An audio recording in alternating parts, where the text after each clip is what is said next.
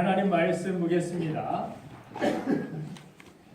여호수아 4장 1절부터 14절까지 말씀.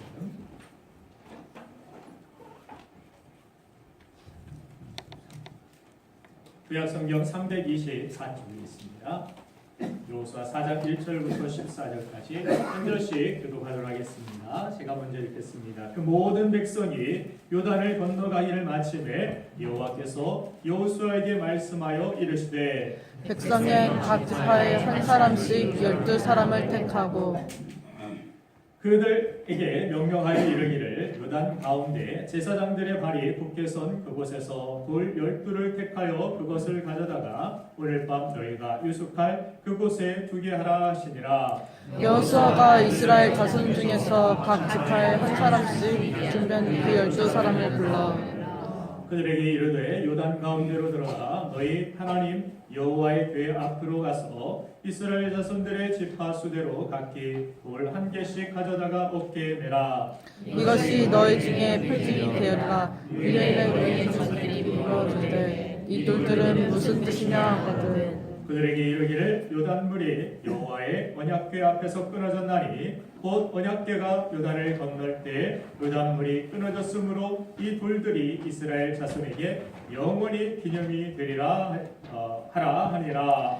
이스라엘 자손들이 여호수아가 명령한 대로 행하되 여호와께서 여호수아에게 이르신 대로 이스라엘 자손들의 지파의 수를 따라 요단 가운데에서 12를 택하여 자기들의 지파로 가져가 거기에 두었더라. 여호수아가 또 요단 가운데 곧 언약궤를 맨 제사장들의 발이 선 곳에 돌 12를 세웠더니 오늘까지 거기에 있더라. 또 여호와께서 여호수아에게 명령하사 백성에게 말하게 하시니 곧 모세가 여호수아에게 명령한 일이 다 마치기까지 벼를 맨 제사장들이 요단 가운데에 서 있고 백성은 속히 건넜으며 모든 백성이 건너기를 마친 후에 여호와의 궤와 제사장들이 백성이 목전에서 건넜으며 르우벤 자손과 갓 자손과 므낫세 간증하는 모세가 그들에게 이른 것까지 무장하고 이스라엘 자손들보다 앞서 건너갔으니 무장한 4만 명 가량이 여호와 앞에서 건너가 싸우려고 여리고 평지에 이르니라. 그날에 여호와께서 모든 이스라엘의 목전에서 여호수아를 끌게 하시매 그가 승전한 날 동안에 백성이 그를 두려워하기를 모세를 두려워하는 것 같이 하였더라. 아멘.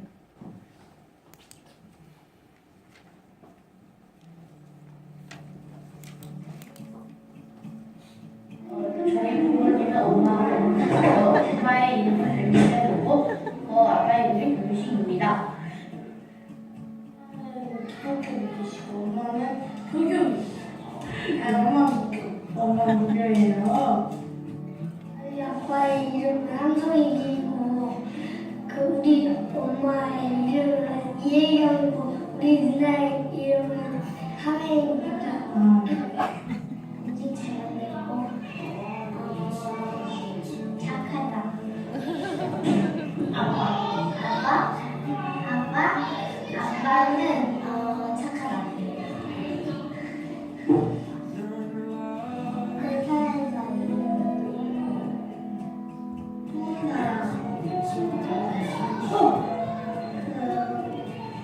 저는 사랑인지 아껴줘요.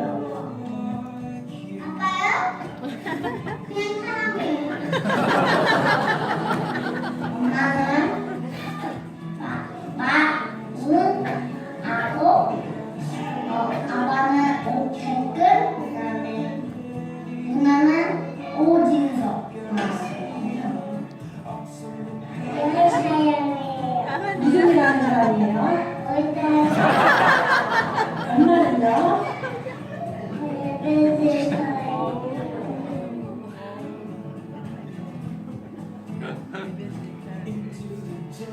스님께서 생일날 선물 사주시고 맛있는 것도 해주시고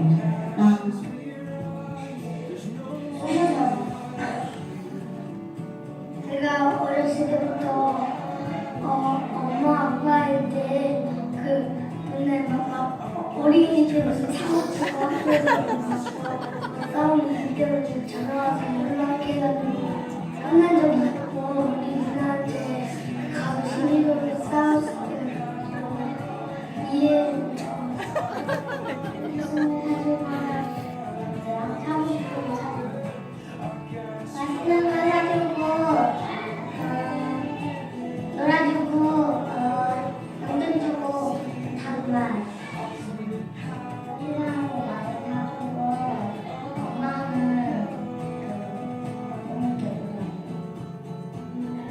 사랑하라고 할 때. 엄마가 싸고 싶은 거 가격 상관없이 놀이기가 좋아요. 또 오빠가 좋은 날 좋아하는 그런 엄마는 엄마의 연애를 좋아해요.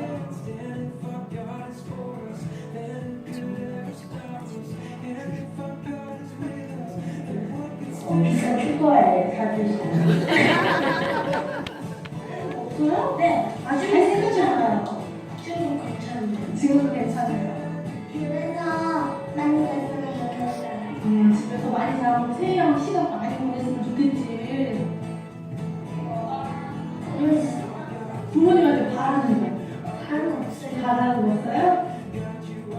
아빠가 알지만 어디 가서 하는 거 없어요. 그리고 다음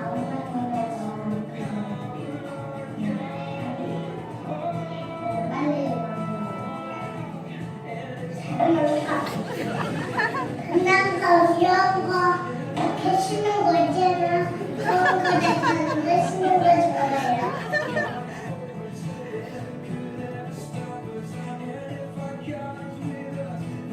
엄마랑 아빠랑 요번 저번 금요일에 머스투스 렌트게임 하고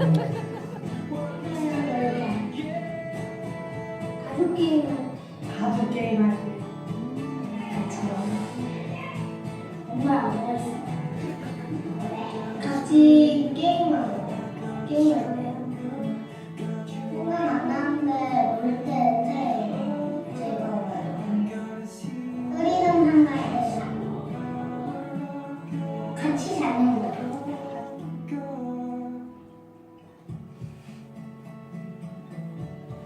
오늘 나와주셔서 감사합니다. 감사합니다.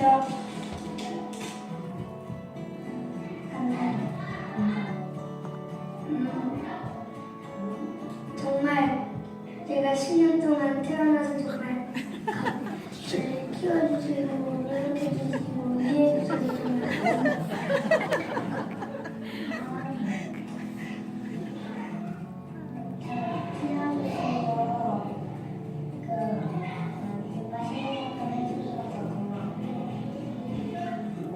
감사합니다. 엄마는 저를 키워주셔서 감사합니다.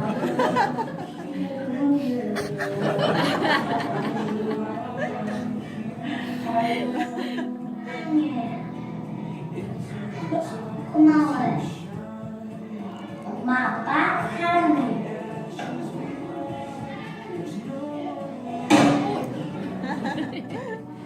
시험 커요. 시험 싶었어? 코프레인 하나.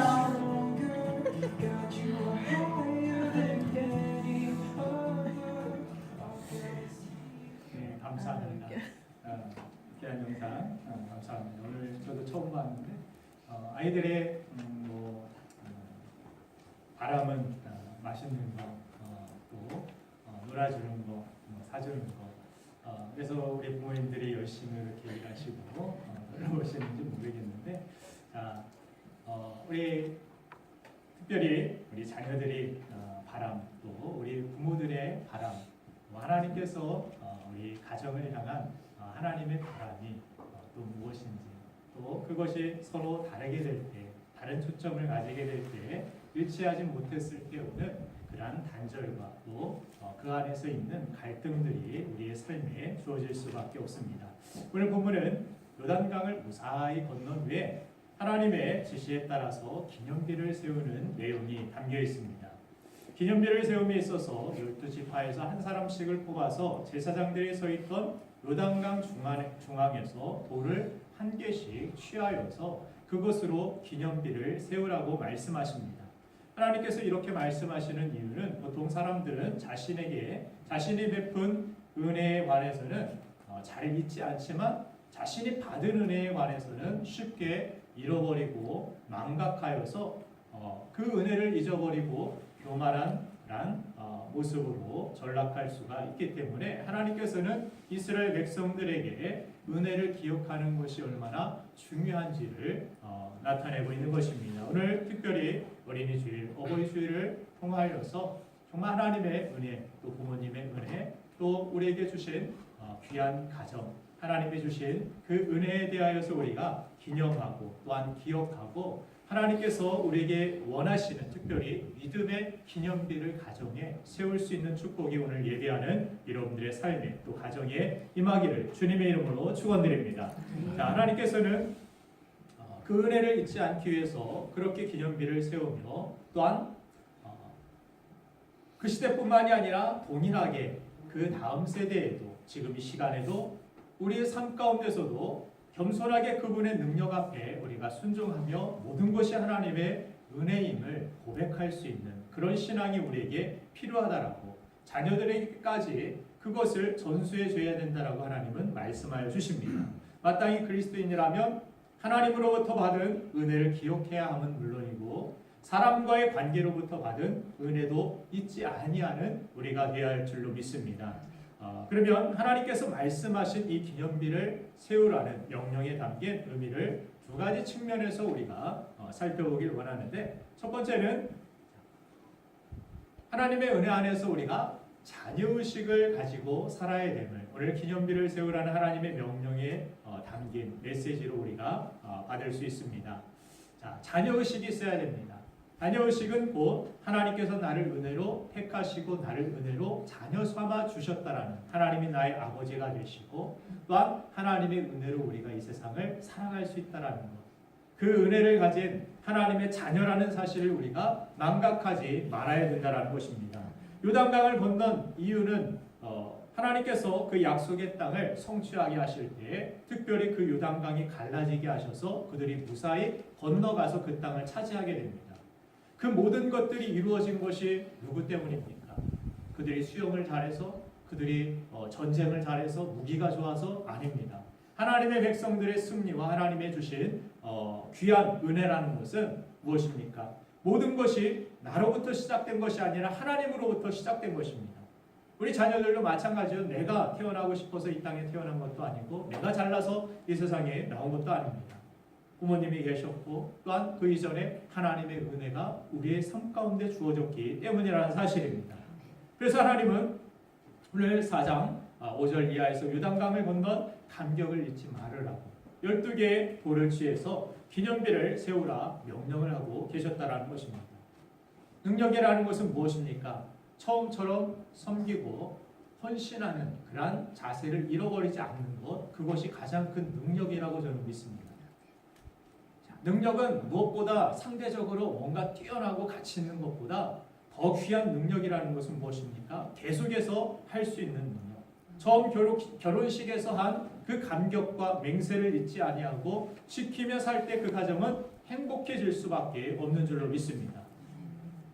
목회자인 저도 목사 안수를 처음 받았을 때 그때 그 사명감, 그때 하나님 앞에 정말 결심하고 이렇게 목회를 하고 이런 목사가 되어야겠다라고 이런 처음 마음을 가지고 그것을 잊지 아니하는 것, 그것이 능력이라고 저는 생각을 합니다. 요한계시록 2장 4절에서 보면은 주님은 에베소 교회에 대하여서 처음 사랑을 잊어버렸다라고 책망하며 어디서부터 떨어진지를 생각하고 이것을 처음 행위를 가지라고 회복하라고 말씀하고 있는 것을 보게 됩니다. 다른 것이 능력이 아니라 많은 것들을 잘할 수 있지만 그러나 처음 마음을 잃어버리고 처음 사랑을 잃어버리고 그 은혜를 잊어버린다라면 아무리 교회를 우리가 열심히 다니고 많은 일을 한다 할지라도 그 안에 진정한 사랑이 없고 은혜가 없다라면 껍데기뿐이라면 우리의 신앙은 헛된 것이 될 수도 있다는 사실입니다. 그렇기 때문에 하나님께서는 이스라엘 백성들에게 이 기념비를 세워서 너희의 가장 중요한 것이 무엇이냐? 너희의 가장 필요한 것이 무엇이냐? 다른 무엇이 아니라 하나님의 은혜가 너에게 필요한 것이고 은혜를 받는 너희 자녀들을 하나님께서는 버리지 아니하시고 항상 인도하신다라는 사실을 잊지 말라라는 것입니다. 사도 바울도 서신서들을 통하여서 그가 능력 있게 사역할 수 있었던 힘도 바로 다메섹 도상에서 만난 주님을 만난 그 감격, 그 은혜 때문이었음을 고백하는 것을 들어볼 수 있습니다. 그를 죄에서 건져주시고 복음을 전하는 전도자로 살 수 있게 된 것이 주님을 만난 그러한 감격, 은혜 때문이었음을 고백하고 있는 것을 볼 수 있습니다. 그래서 인류 인생이라는 것은 다른 것이 아니라 처음 사랑과 그 감격을 가지고 살아가는 인생임을 뜻한다라는 것입니다. 오늘 7절을 보면은 그리고 중요한 것을 자신의 세대에서 유지할 뿐만이 아니라 다음 세대에게도 전수하는 것이 필요함을 가르쳐 줍니다. 오늘 7절 말씀을 다시 한번 같이 한 목소리로 읽겠습니다. 시작. 그들에게 이르기를 유다물이 여호와의 언약궤 앞에서 끊어나니 곧 언약궤가 요단을 건널 때 요단물이 끊어졌으므로 이 돌들이 이스라엘 자손에게 영원히 기념이 되리라. 하라. 아멘. 6절에 보니까 너희의 자손들이 물어 이르되 이 돌들이 무슨 뜻입니까? 왜 여기다가 돌들을 세워놨습니까? 이렇게 질문하는 그러한 어떤 하나님의 의도가 있다라는 것입니다. 자녀들이 분명히 물어볼 것이다. 그때 너희들이 이런 것들을 자녀들에게 꼭 가르쳐줘야 된다라고 이 돌을 세운, 기념비를 세운 하나님의 의도가 담겨 있음을 성경을 통해 우리는 확인해 볼 수 있는 것입니다. 부모의 신앙을 자녀들에게 전수하는 것이 필요합니다. 물론 자녀들이 원하는 장난감 사주고 맛있는 거 사주고 놀아주고 좋습니다. 많은 유산을 물려주고 좋습니다. 그러나 정말 우리의 삶 가운데 가장 여러분들의 삶에 중요한 것이 무엇이라고 생각합니까? 하나님 없는 즐거움, 하나님 없는 에덴 동산, 하나님 없는 우리의 삶의 터전, 은혜 없는 그런 삶, 은혜 없이 많은 것들을 세상 것들을 움켜쥐면 그것이 행복입니까? 그것이 가장 중요한 것입니까? 하나님을 잃어버린 우리의 삶, 세상에서 하나님이 함께 하셨던 에덴 동산 그 가정이 얼마나 행복했고 얼마나 감사했고 얼마나 많은 것들을 다스리고 정복하며 그들이 살아갈 수 있었습니까? 그러나 하나님을 잊어버리고 그들이 하나님을 피해 숨기 시작하고 하나님이 없었던 그 땅에 엉겅퀴가 났고 그들의 인생의 고통과 아픔이 또 살인과 죄와 이 모든 것들이 그들을 삼키게 되는 모습을 보게 됩니다. 여러분들 하나님의 은혜로 구원받은 자녀이심을 믿으십니까? 아멘. 내가 하나님의 은혜로 자녀가 되었고 하나님의 백성이 되었음을 믿는다라면 우리 자녀의 세대에도 마찬가지죠. 그 하나님이 우리에게 허락하여 주신 그 은혜, 예수 그리스도를 그들에게 그 믿는 그 신앙을 전수할 수 있는 우리가 되어야 된다는 사실을 우리는 꼭 기억해야 된다는 것입니다. 물론 믿음은 하나님과 1대1의 그런 관계이기 때문에 부모가 잘 믿어도 자녀에 대해서 방황하는 그러한 자녀들이 종종 있기도 합니다. 대부분은 연어의 회귀 본능처럼 어릴 때 배웠던 하나님 앞으로 그 말씀 앞으로 다시 돌아오게 되는 그러한 모습들이 저뿐만이 아니라 여러분들 주변에서도 여러분들 가정에서도 일어나고 또한 일어나게 될 줄로 저는 믿습니다. 어릴 적 배운 그런 말씀이 어린 아이들이 주일학교 와서 그냥 과자나 먹고 그러는 것 같지만 질문하고 말씀에 대하여서 물어보면 어린 아이들이 얼마나 대답을 잘하는지 모릅니다. 얼마나 잘하는지 몰라요. 제가 깜짝 놀랄 때가 있어요. 예전에 들었던 말씀인데 그것을 아직도 기억하고 있고 대답을 하고 있는 어린 아이들의 모습을 발견할 때 말씀을 그냥 교회를 저 어린 아이들이 놀러 다니는 것이 아니구나. 과자 먹으러 오는 것이 아니구나. 그 영혼의 말씀이 심겨지고 있구나. 이것이 교회의 소망이고 또한 다음 세대들에게 우리 부모들이 말씀 가르친다고 알겠어가 아니라 그들에게 어떻게 됐든 신앙의 본을 보여주고 또한 믿음을 전수할 수 있도록 지혜를 가져야 되고 또한 하나님의 말씀 앞에 그들이 설 수 있도록 인도하는 데 더욱더 힘써야 될 줄로 믿습니다.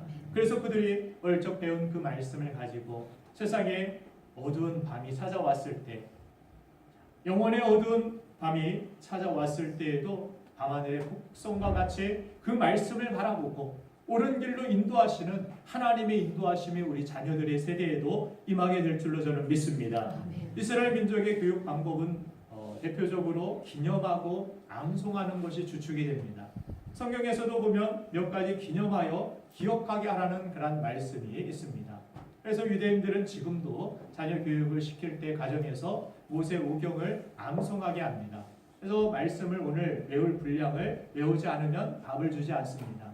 그렇게 하나님의 말씀을 철저히 힘들지만 내가 이거 왜 외워야 돼? 강제로 이거 억압적으로 강압적으로 가르치는 거 아니야? 그러나 그것이 어렵게 힘들게 스트레스 받으면서 배운 아이들도 있겠지만 그것이 그들의 삶의 미래에 바른 방향을 제시해주고 바른 갈 길을 가게 하고 하나님의 은혜 안에서 그들이 살아갈 수 있는 그러한 기틀이 되는 것을 볼 수가 있습니다.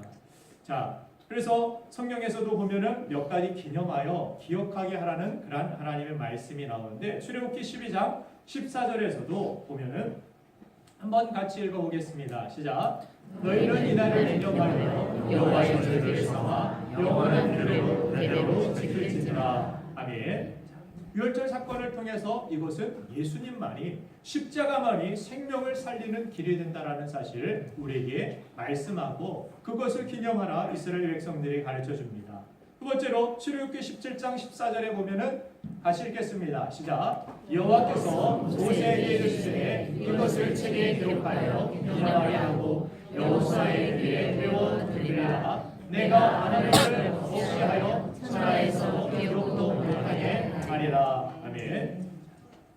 이런 승리, 아말렉을 물리친 승리의 사건을 기념하게 하여서 이를 통해서 전쟁은 하나님께 속한 것이다. 너희의 승리와 너희 인생의 성공은 너희 힘과 능력이 아니라 나에게 있다라고 하나님의 손에 있다라고 가르쳐주고 있다라는 것입니다. 또한 고린도전서 11장 24절 말씀을 보면 예수님께서 나를 기념하라 말씀하신 말씀이 다시 한번 등장하는데 같이 읽겠습니다. 시작. 축사하시고 때려 주시되 이것은 너희를 위하는 내 몸이니 이것을 행하여 나를 기념하라 하시고. 아멘. 그래서 우리 교회에서는 주님께서 가르쳐 주신 제자를 삼고 침례를 주는 침례 의식이 있고 또한 그 다음에 이 성찬식이 우리 믿는 자들의 또 침례나 세례를 받으신 분들에게 두 가지의 성례절이 교회에서 행하여지는 것을 우리가 볼 수가 있는 것입니다. 기념하는 의미, 그 모든 것들이 하나님의 은혜로 되어졌다라는 사실, 이것을 기념하라는 것이 성경에서 곳곳에서 등장하고 있는 것을 우리는 확인해 볼 수 있는 것입니다. 하나님은 우리가 그분의 사랑과 인도함을 받는 자녀임을 잊지 말라라고 지금 가르쳐 주시는 것입니다. 제가 전에 양파 과자를 한동안 좋아했던 적이 있습니다. 양파 과자 중독에 걸렸는데 제 작은 딸이 제가 사놓은 양파 과자를 저 모르게 먹어버린 것 같아서 먹을 사람은 이 작은 딸밖에 없다 해서 학교에서 돌아왔을 때 제가 신문을 했습니다. 너 내 양파 과자 먹었니? 그랬더니 먹었다라고 이야기합니다. 제 얼굴이 별로 좋지 않아 보였나 봅니다. 그래서 제 그 질문을 듣고 대답을 먹었다라고 이야기한 후에 이 작은 딸이 이런 대답을 했습니다. 아빠, 양파 과자는 세상에 많이 있지만 아빠 딸 혜빈이는 세상에 하나뿐이잖아. 이야기하는데 제가 말문이 꽉 막혔습니다. 그래 양파 과자가 뭐라고 내가 지금 귀한 딸이 양파 과자 먹었는데 그걸 내가 지금 따지고 있고 그거 왜 먹었냐는 식으로 이야기하고 있는. 근데 당당하게 그 앞에서 양파 과자는 세상에 널려 있지만 아빠 딸은 귀한 이 작은 딸은 하나뿐이잖아 세상에. 명언이라고 저는 생각했습니다. 우리 그리스도인들도 그런 의식을 가져야 된다고 저는 생각했습니다. 뭐 아무거나 양파 과자 먹으라는 게 아니라 자녀 의식이 분명한 확고한, 아버지가 나를 사랑하시는 나는 사랑받는 자녀잖아. 예수 그리스도 독생자를 보내주시기까지 아낌없이 우리를 사랑하시는 하나님의 사랑이 있잖아. 하나님의 사랑이 나에게 있잖아. 그래서 맞다, 내가 양파 과자뿐이겠느냐, 내 목숨까지도 바꾸어서 사랑하는 그런 딸인데 내가 무엇이 아깝겠느냐, 너를 위해 대신 죽을 수도 있다라는 그런 생각이 듭니다. 그래서 쓰러지고 우리가 때로는 넘어져도 우리는 귀한 하나님의 자녀임을 잊지 않는 믿음의 중심이 살아있어야 된다는 것입니다. 오늘 본문에서 기념하라는 것은 그래서 중심을 가지고 살라라는 것입니다.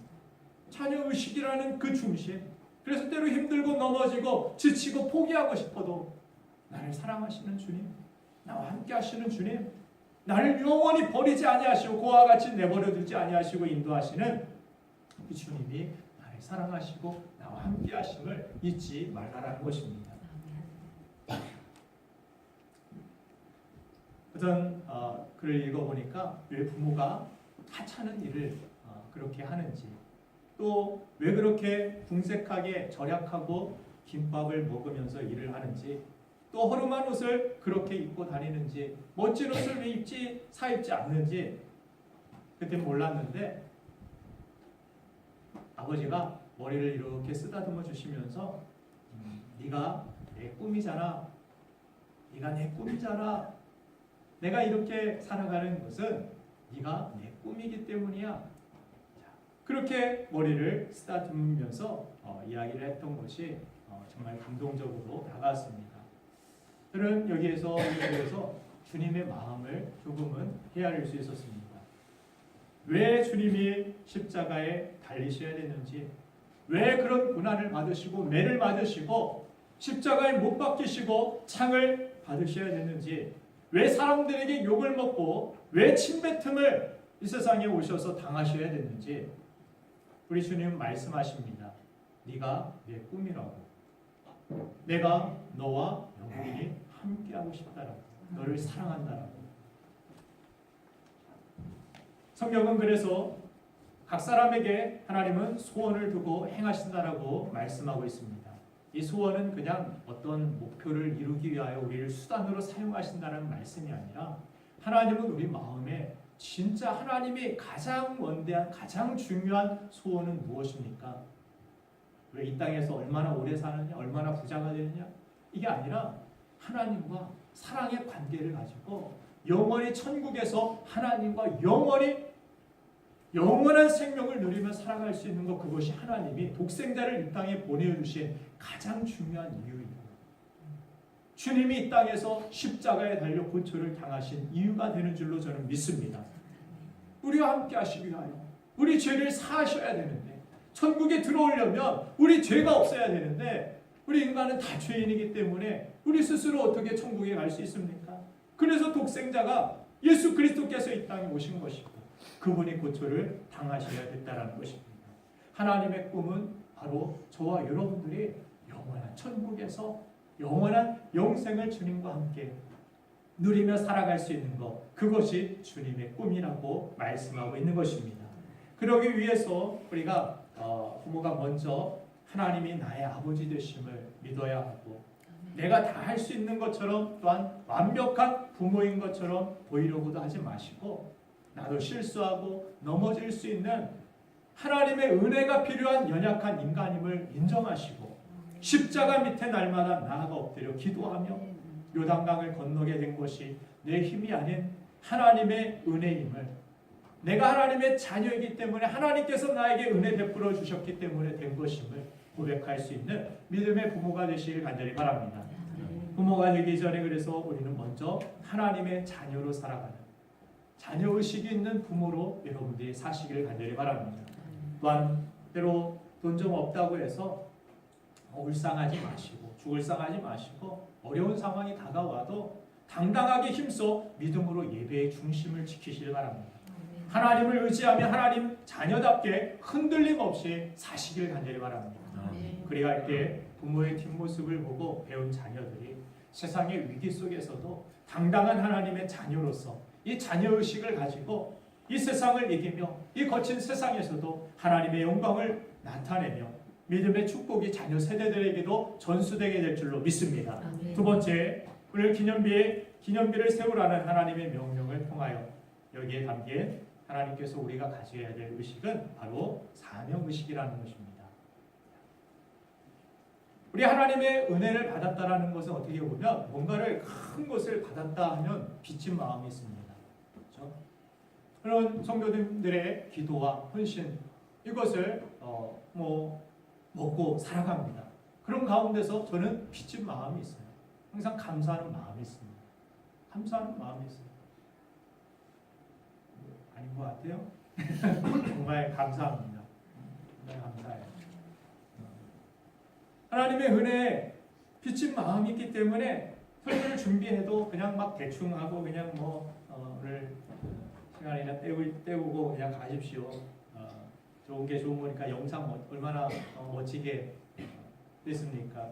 즐겁게 기쁘게 빨리 집에 돌아가셔서 쉬세요. 하면은 좋을 수도 있겠지만 제가 오래 붙잡고 있는 이유 가운데 하나는 TMI가 아니라 여러분들의 정말 하나님의 말씀을 하나라도 더 알고 또한 마음에 그 말씀이 새겨지기를 간절히 원하는 그런 마음이 있기 때문임을 조금 이해해 주시면 감사하겠습니다. 그러나 때로는 기네스북에 오를 만큼 짧게 설교를 할 때도 있을 것입니다. 예전에 짧게 한번 설교를 했더니 여러분들이 당황하시고 어디로 가야 될지 막 당황하시는 그런 모습을 볼 수 있었는데 5월달에 한 번 더 보실 수 있을지도 모르겠어요. 마지막 주에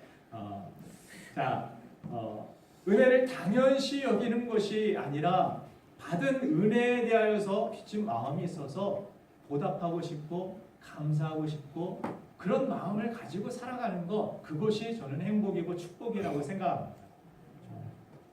은혜에 감사하면서 보답하려는 사명을 위한 그러한 삶, 사명 거추장스럽게 거창하게 막 이렇게 큰 어떤 내가 나라를 살리겠습니다, 이것보다 하나님의 은혜에 늘 감사하면서 나에게 주어진 삶 속에서, 나에게 주어진 교회 안에서, 나에게 주어진 관계 속에서 내가 감사하고 사랑을 베풀고 그 은혜를 또한 보답하는 마음으로 모든 일들, 모든 사람들에게 죽게 하듯 그렇게 섬기고 그렇게 사랑하고 그런 사명의 삶이 우리의 삶 가운데 필요하다는 것입니다. 그저 이 세상에서 요단강 건넜으니 이 땅에서 나만 잘 먹고 배부르고 호요식하고 그냥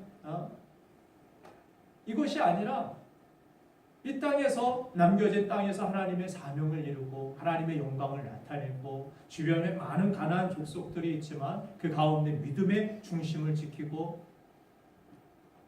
하나님의 은혜에 감사하는 마음으로 그렇게 은혜에 비친 자 되어 사명으로 살아가는 모습, 이것이 자녀들에게 물려줘야 할 그런 모습이라는 것입니다. 오늘 본문에 보면은 기념비를 세우러 나아갈 때 기념비는 나중에 세우든 이런 것이 아니라 그들은 즉시 가서 요단강 물이 넘실대는 가운데서 그 큰 어마어마한 돌을 가지고 옮겨 나온다라는 것은 어떻게 보면 위험한 일이고 꺼려하는 일이 될 수도 있을 것입니다. 그러나 그들은 발걸음이 있었습니다. 걸음이 있었어요. 사명을 향하여서 하나님의 말씀을 부여잡고 순종하여 걷는 그러한 길들이 그런 삶 가운데 그런 기념비가 세워질 수 있었다라는 것을 볼 수가 있는 것입니다. 자, 우리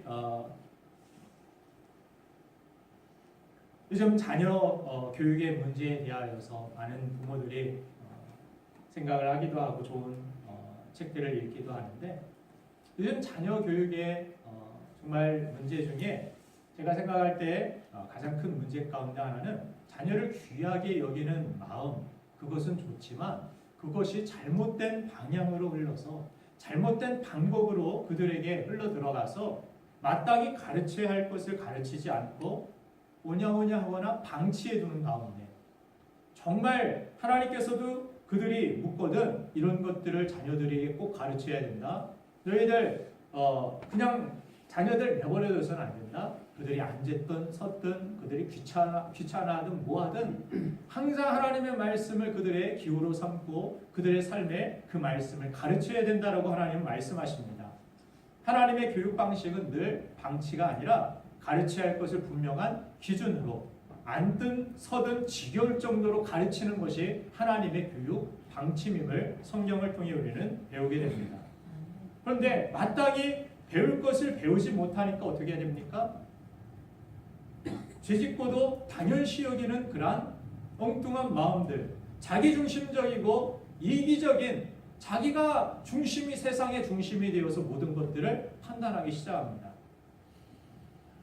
그런 가운데서 여러 가지 문제들이 벌어지게 되는 거라 저는 생각을 하는데 병원 신방을 갔을 때 어떤 아이가 뛰어다니다가 물에다가 옷을 물을 옷에다가 엎질렀습니다. 그러자 그 엄마가 조심해야지 하고서 핀잔을 줬습니다. 그랬더니 아이가 대뜸 빨면 되지 엄마에게 그렇게 크게 대답을 하는 것을 볼 수 있었습니다. 그렇게 뻔뻔하게 아이가 물자 엄마가 그런 때는 빨면 돼요가 아니라 죄송합니다 해야지 이렇게 자녀에게 단호하게 가르치는 모습을 볼 수가 있었습니다. 근데 저는 이 모습을 보면서 저 어머니가 참 교양 있는 뭔가를 아는 어머니다. 그런 교양 있는 집안이라 생각을 했습니다. 때로 식당 같은 데 가보면은 참 그래요. 다른 사람들에게 민폐를 끼치고 다른 사람들에게 참 해를 끼치면서도 누가 뭐라고 하면은 왜 우리 자녀들에게 뭐라고 그러냐고 뭐 우리가 돈 내고 여기 식당에 왔는데 이것도 자유고 모든 게 자유다 하는 가운데서 정말 지켜야 될 것을 지키지 아니하고 이런 어른 같지 않은 어른들의 모습들을 볼 때 마음이 아플 때가 있습니다. 마땅히 가르칠 것을 가르치지 못하니까 그 아이들이 그 모습을 봤을 때 뭐라고 했을까요? 아니야, 내 맘대로 해도 괜찮아. 우리 부모는 내 맘대로 하는 것을 오히려 응원해주고 보호해줘. 이런 의식 가운데 자기 반성도 없고 자기가 뭘 고쳐야 되는지 알지 못하고 무엇이 바른지를 배우지 못하게 되니까 요즘 일어나는 흉악한 범죄들 가운데 아동 성폭력을 해놓고도 뭐라고 이야기합니까? 저 아이가 오히려 나를 유혹했다라는 거예요. 물론 머리가 정신이 좀 이상하니까 그런 생각을 하겠지만 모든 것들이 다른 사람들이 나에게 피해를 줬다라는 것입니다. 다른 사람들 때문이라는 거예요. 자기중심적으로 해석을 하는 것입니다. 자기는 괜찮다라는 자기는 잘했고 살인을 하고도 반성을 안 하는 그런 파렴치한 사람들의 모습들, 정말 배워야 될 것들을 배우지 못하고 무엇이 바른 길인지 알지 못하는 가운데 세월호 선장도 그렇죠. 부끄러움을 모릅니다. 자기들은 뭐 할 바를 다 했고 최선을 다했다라는 거예요. 자기들 제일 먼저 도망가지 않습니까? 어른 같지 않은 그런 어른 얼마나 많은지 모릅니다.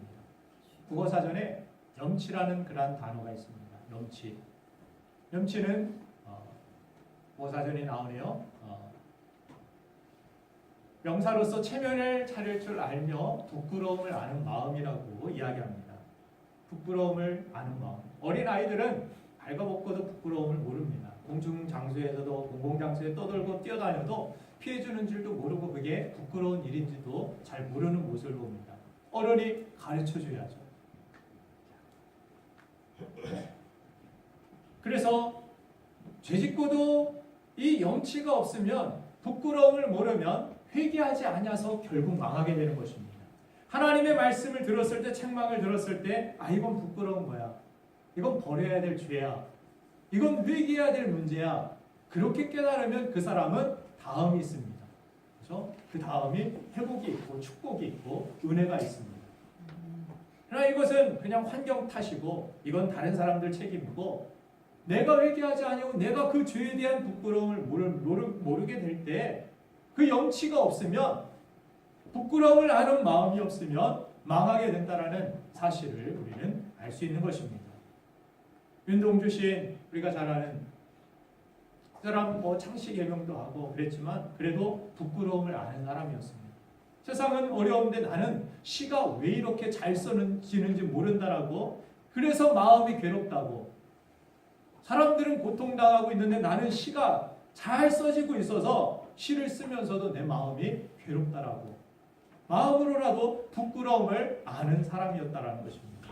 사회든 교회든 어른으로서 돈이 없는 게 부끄러운 게 아니라 사명 없이 세월을 보내며 사는 것이 부끄러운 것임을 우리는 알아야 하는 것입니다. 몇 년 전 어쩌다 어른이라는 그런 프로그램에서 윤봉길 의사에 대한 그런 내용을 본 적이 있습니다. 김구 선생을 만나가지고 내 시간이 1시간밖에 남지 않았으니 어제 산 좋은 시계나 바꾸자라고 그렇게 이야기하면서 독립된 세상에서 만나자라고 그 사명을 위하여서 자신의 모든 것들을 다 쏟아붓는 윤봉길 의사의 그런 마지막의 모습을 보면서 참 감동이 되었는데 한번 같이 짧지만 영상을 통해서 만나보고자 합니다. 내용을 한번 같이 들어보겠습니다. 그래서 윤봉길 의사가 김구 선생님을 찾아갑니다. 찾아가서 선생님 저 윤봉길이라고 하는데요. 그 여기는 상하이의 홍코 공원에서 일본 히로히토 일왕의 생일 먹고 잘 살 수 있었지만 후손들에게 남긴 그런 유산을 보면은 해본 김구 선생의 시계, 윤봉길 의사의 시계 서로 교환했던 그러한 시계가 전시되어 있는 것을 우리가 사진을 통해서 또 볼 수가 있는데 윤봉길 의사는 그런 자녀들에게 남긴 편지에도 호요식하며 이 세상에서 그냥 편안하게 살 수 있었지만 나는 죽음을 위한 가장 좋은 기회를 포착했다라고 그렇게 이야기하며 사명을 위해서 나아갈 수 있다라고 내가 설령 아버지가 죽어서 아버지 없이 우리가 자랄 수도 있지만 어머니, 홀어머니 밑에서 자란 나폴레옹과 같은 또한 훌륭한 인물들이 많이 있지 않느냐 포기하지 말고 그 사명을 위하여서 내가 나아가는 것 그것을 부끄럽게 여기지 말고 그것이 오히려 자랑스러운 일임을 자녀들에게 후손들에게 남겨주는 그 편지를 또한 볼 수 있었습니다. 이완용은 자식들에게 많은 부를 남겼습니다. 후대까지 막 먹고 살고도 남을 만큼 그런 부를 남겼습니다.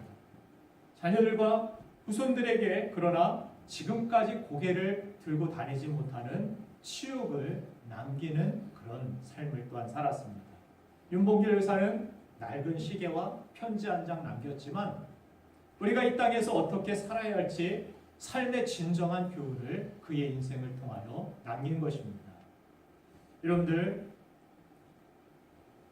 우리가 염치 있는 인생을 살아야 됩니다. 사명 없이 살아가는 것은 부끄러운 일입니다. 그저 부만 남기고 이 세상에서 그냥 호의호식하며 살아가는 것 그것은 염치 없는 그런 인생입니다. 십자가 없는 예수님 여러분들 상상할 수 있겠습니까? 예수님이 십자가 없이 그냥 이 땅에 오셔서 배나 흘리고 이 땅에서 그냥 장수나 하고 그렇게 사셨다. 인생의 목표가 그것이었다라면 예수님이 과연 자랑스러운 예수님이셨겠습니까? 우리의 예수님을 기뻐하고 자랑스러워할 수 있는 정말 예수님의 모습을 본받고 싶은 이유 가운데 하나 무엇입니까? 주님은 사명을 가지고 이 땅에 오셨습니다. 짧은 생을 사셨지만 그러나 모든 믿는 자들의 구원이 되셨고 모든 믿는 자들에게 생명을 주셨으며 우리 또한 이 땅을 살아가는 동안 사명이 있음을 가르쳐 주신 것입니다. 여러분들 삶 속에서 진정한 주님의 제자로서 자기 십자가를 지고 주님을 따르는 참된 제자가 되기를 주님의 이름으로 축원드립니다. 아멘. 그래서 이 땅을 살아가는 동안에 무엇을 위해 살다 내가 죽을 수 있을까? 내가 무엇을 위하여 살아갈 수 있을까? 우리 자녀들에게도 우리 부모를 떠올릴 때마다 우리 부모님은 맨날 돈만 벌다가 그냥 맨날 먹고 자다가 그냥 뭐 그런 우리 집 애완견과 비슷한 그런 삶을 사셨다. 이런 모습을 남기지 않길 원합니다. 그분은 사명을 위해서 생명을 살리기 위해서 다른 사람들의 유익을 위해서 많은 사람들을 구원하기 위하여서 저도 부모님에게 물려받은 것은 별로 없지만 가장 중요한 제 아버님이 강단에서 정말 항암 치료를 받으시면서 몸을 부들부들 떠시고 강단을 움켜쥐시면서 식은땀을 계속 흘리면서 서울대 병원에서 새벽에 주사를 다 마치시고 아침 일찍 오셔가지고 이 강단에서 말씀을 전하기 위하여서 본인에게 있는 당신에게 있는 그 사명을 감당하기 위하여서 정말 모든 에너지를 모든 생명을 다 쏟아붓는 그 모습이 저는 아직도 마음에 크게 와닿고 기억이 됩니다. 제 아버님을 통하여서 가장 중요한 것을 교훈을 배웠다라면 사명의식입니다.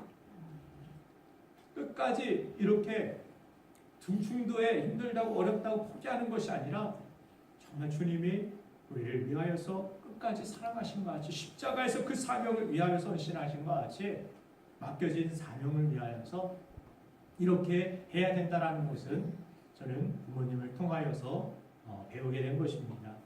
자, 여러분들 자녀들에게 어떤 그런 의미로서 살고 싶습니까? 이완용과 같이 그냥 돈 많이 주고 그러면 뭐 장난감만 많이 사주면 그저 행복할 것 같습니까? 그것은 잠시뿐일 것입니다. 그러나 그 부모로부터 물려받은 믿음의 유산, 부모가 세운 그 12개의 기념비, 하나님의 은혜로서 자녀로서 살아가야 되는, 또 이 땅에서 하나님이 주신 사명을 위하여서 또 앞으로 나아가야 될 그 땅이 있음을 알려줄 수 있는 우리 부모가 될 수 있기를 간절히 바라며 이 시간 우리 함께 기도하기를 원합니다.